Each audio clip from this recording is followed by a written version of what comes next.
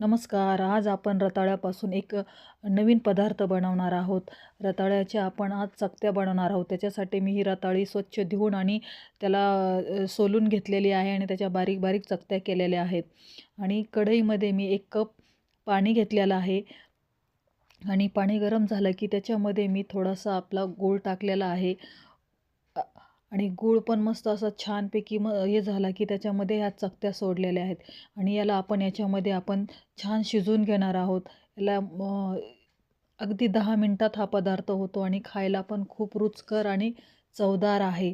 आणि त्याच्यामध्ये मी 1 चमचा मस्त गाईचं तूप टाकलेलं आहे, साजूक तूप आणि वेलची पावडर, थोडीशी वेलची पावडर आणि तुम्ही बघू शकता आपलं रताळ्याच्या गोड चकत्या तयार झाल्या आहेत. मुलांसाठी पण खूप छान आहे आणि गुळापासून बनवलेला आहे. गुळाच्या याच्यामध्ये तर खूप खायला पण छान आणि खूप पौष्टिक पण आहे. तुम्ही नक्की ट्राय करा. खूप छान लागतो हा पदार्थ. धन्यवाद.